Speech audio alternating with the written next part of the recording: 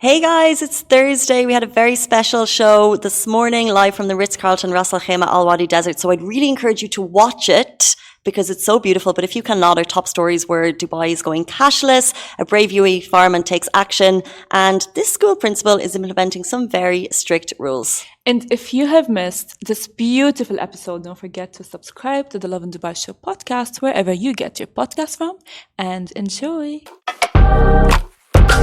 Good morning, UAE. Welcome to a very special show of the Lovin Dubai Show. We are live from a very special and gorgeous location. Our top stories for you today: Dubai is going cashless.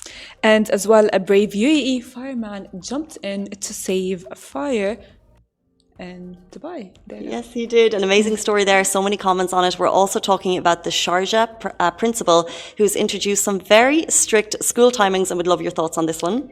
And as well, later on, we're going to talk about this Dubai blogger who actually was warning Dubai businesses about influencers who are faking followers. And you'll notice this is not our usual studio setup. We are so excited to be live from the Ritz-Carlton RAS Al KHAIMAH Al Wadi Desert in their stunning signature villas. We're going to talk all about them later on in the show, but can I just say, as we drove through the driveway this morning, saw all of the serene sand dunes, the breathtaking landscape, and then arriving in these villas, I'm sending messages to Dale and I'm saying, this is the special location. If you're thinking of any special celebrations, this is the one. Well, Casey, you are getting married soon, inshallah. And as well, honestly, I don't know about you, but if my husband does not, or if my future husband does not take me here, that's going to be a problem.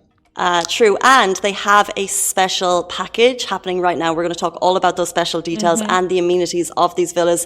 And before we get there, just to say, truly spectacular. But we're going to jump into our first story. This broke yesterday. It's Dubai's cashless strategy. Dubai is going cashless. So the plan by 2026 is that 90% of all transactions in the country, and that's both private and governmental, will be digital. That's actually honestly incredible because I think about this all the time.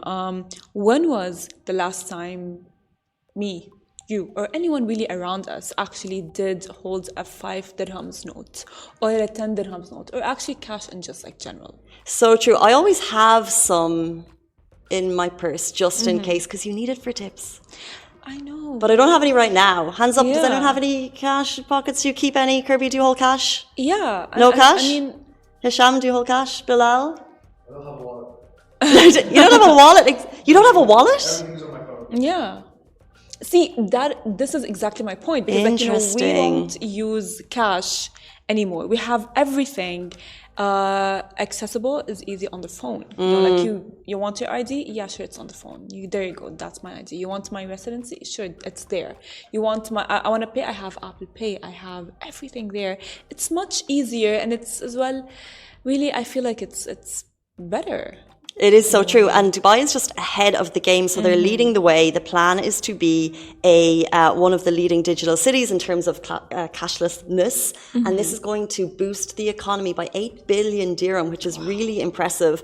So if you are a small business owner and you still work in cash, this is your sign. It's time to move with the times. Dubai is going to help you help you get there, and by 2026 we're going to really see a reduction of cash across the country. I am so for it because fine, let's not talk about business and all of these things, but how annoying is it to actually have a 5 dirhams note or the dirhams, you know what I mean? I love having it. I know, but because then it's always so handy in that one moment when you need to give a tip, you have it. But it's I think we need to introduce a digital tipping strategy. I don't know what that would look like. But stay tuned for more updates on that story. This was announced yesterday by Digital Dubai, and we move into our next story. Now, for our next story, of course, a brave UAE fireman jumped in to actually put out a car fire actually in Dubai Desert. Now I know. Now a lot of people are going to be like, yeah, that's his job. That's what he does.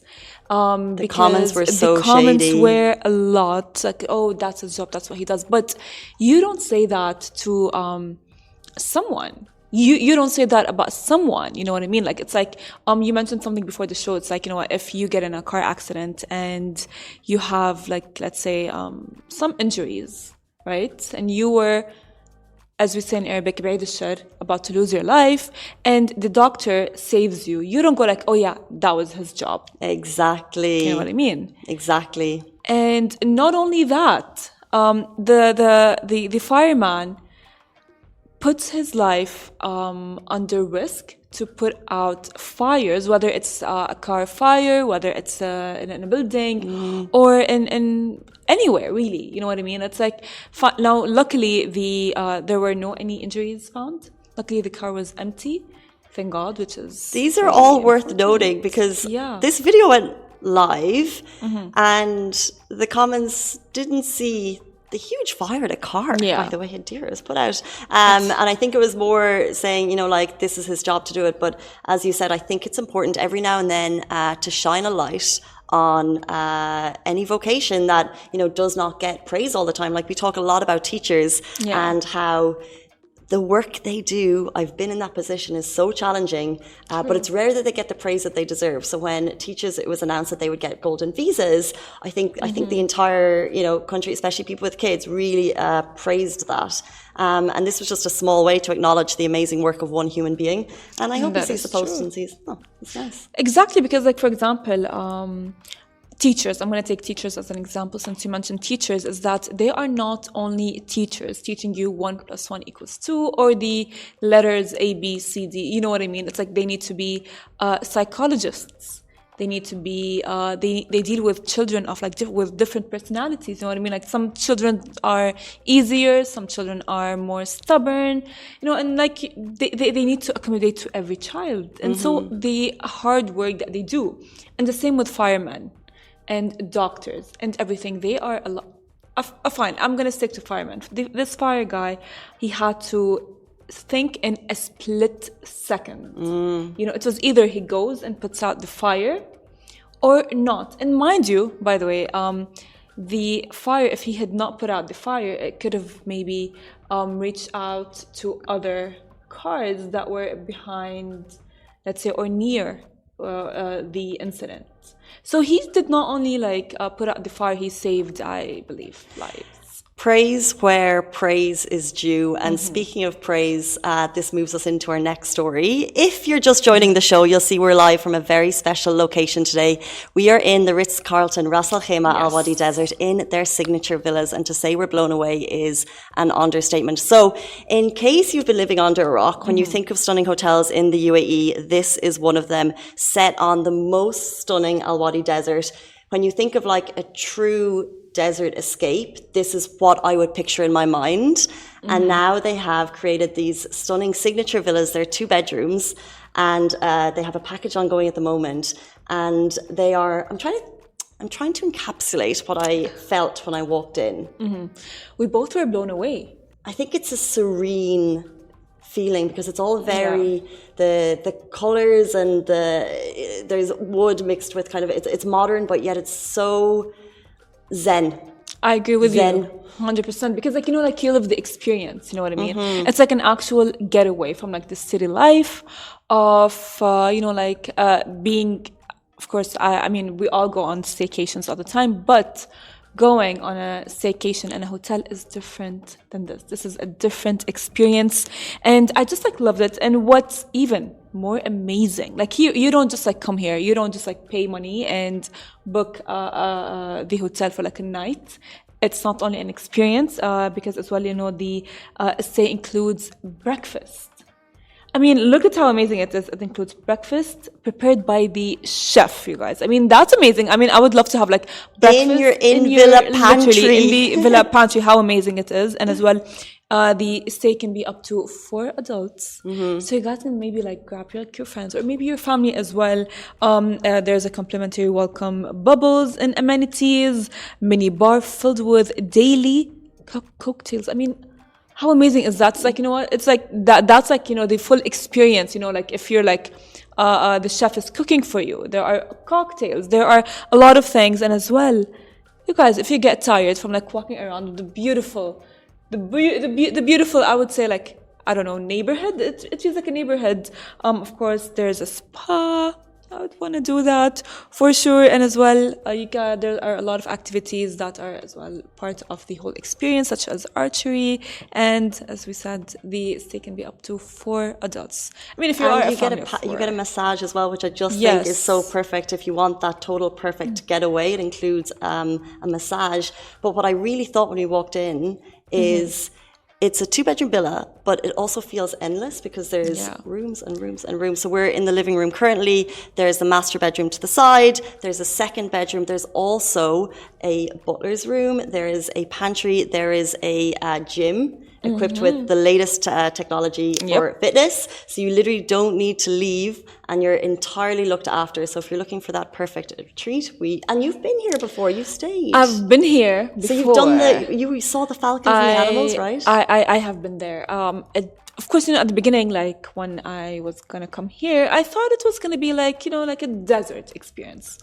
But I kid you not, when I came here and I actually experienced it here at Al Wadi Desert Hotel, I was like, wow, it's different. It's like a getaway. It's like you just like disconnect from reality and the whole world as a whole, from like the building and the modern life that we are used to in Dubai. Of course, I love Dubai, but this is a different experience. And let me tell you, the pool. Oh my God, 50 square meters, infinity pool, dream. How amazing. It's like, you know what, you get it all. You know what, you could just like swim in the middle of the desert and in front of you there's like a gazelle. Or an horse. Yes, exactly. So if you'd like to book it, you certainly can visit the hotel's website and do that. But one key feature, which I just kind of cemented it for me, is that they do packing and unpacking of your bags. Yeah. I mean, you don't even need to weigh. How amazing is that? It's thinking about that. Yes, for sure. So for more information, also, we took some stories and it's on our Instagram feed if you'd like to check it out, and the tag for the hotel is there. We're going to move into our next story. We're talking all about fake followers. Well, of course, you guys know, businesses do tend to reach out to bloggers to have them more on the marketing advertising side, thinking that they're going to do them well.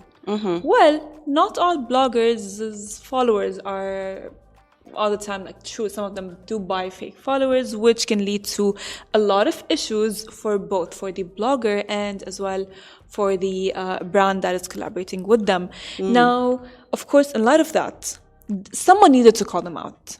And of course, there is a blogger in Dubai was warning Dubai businesses about influencers with fake followers. And the blogger is Kiran Shabria. She encouraged brands to do their homework before actually collaborating with them. It's so surprising to think that brands would not do this check. And there's actually simple ways online. There's like websites you can do and you can check into if someone's followers and if their engagement is real, because you can buy the numbers and then you can buy fake engagement.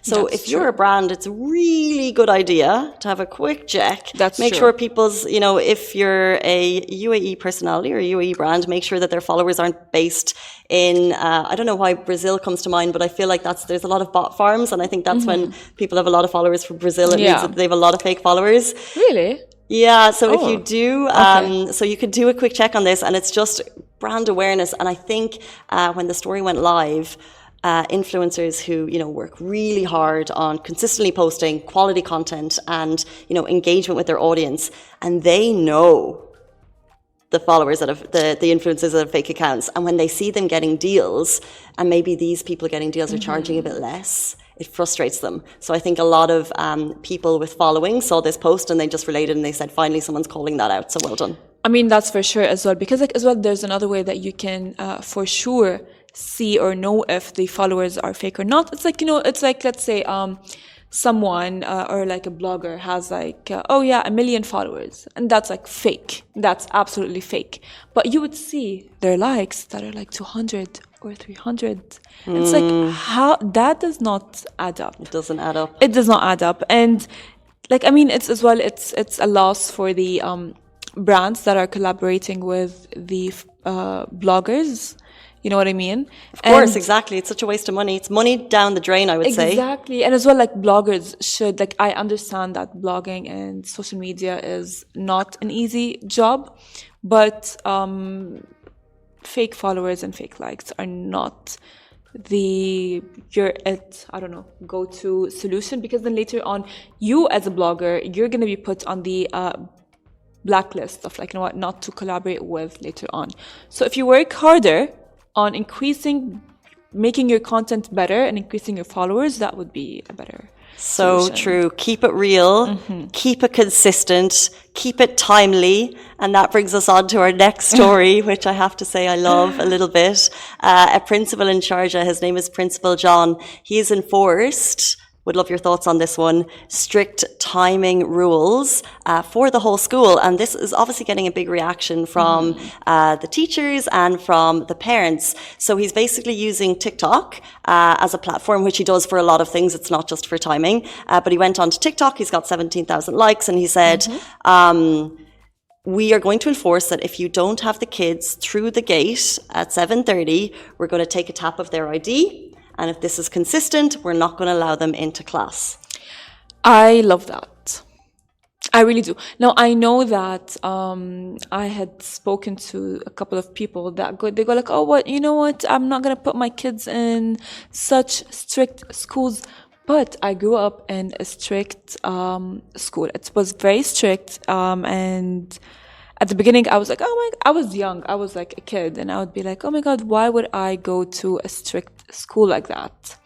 But as I grew older, I had learned how, because of that, I am now very punctual at work. I'm very punctual at my timings. If I am not there by the time that I need to be there, that is a huge problem. A huge problem to me. I mean, it's like, for example, like if I even to the point where like I need to reach the place earlier. Yeah, I'm similar. However, on a personal level, I'm all for Principal John, 100%.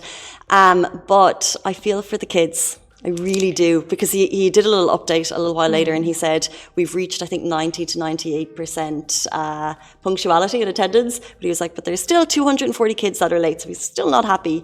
But it's not on the kids. And you know, if you're that child, it's not like the kids will learn punctuality. Yeah. But they're sitting in traffic. And he did acknowledge traffic, and he said, look, you know there's traffic, you know we start at 7:30, so leave on time. You can be there on time. Don't blame the traffic when you know it's there.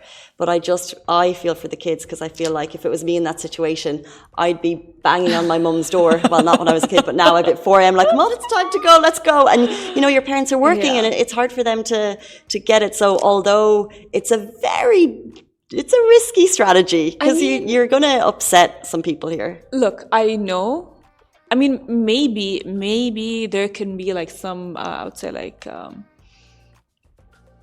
maybe, I don't know. Like, I really don't know, because like, you know, maybe he shouldn't be that strict. However, you know, it for sure will teach the kids punctuality, for sure. I know that, you know, like parents might hate it, but as a parent, my mom used to tell me that I don't like waking up with you. Like, I remember when I was like grade 1, and she'd be like, Farah, trust me, I don't like waking up with you. I don't want to wake up with you and have your breakfast, but you need to learn. And if you are not ready by this time, go back home, sleep. And I'd be like, yeah, okay. She'd be like, no, I'm joking. And she would be very like punctual. She was very like keen on like, you know what, I don't want to wake up with you, but it's one thing and it's a lesson. And ever since her telling me these words were implemented in my brain. And she would be like, I'd be like, yeah, fine, you know, I can wake up later and not do my hair and just go to school. And she'd be like, no, you need to wake up, you need to have breakfast, and you need to look presentable.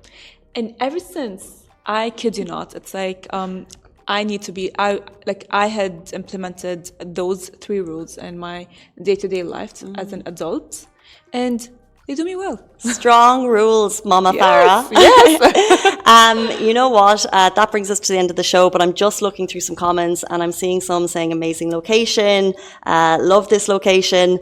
So if you're just joining, we do go live in podcast format, so you can hear the whole show there. You can also catch it on Facebook and Twitter. But this has been a very special episode of the Lovin Dubai show, where we're live, in fact, from the Ritz-Carlton RAS Al KHAIMAH Al Wadi Desert in their brand new signature villas. They have an amazing package ongoing right now, and if you'd like to see more about it, if you'd like to book it in, you can get that on the hotel's website. And as well, you guys, trust me, it's looking at pictures is one thing and experiencing it is a whole different thing. So you even if like, I don't think you should miss out, even if you just like come here for like one night.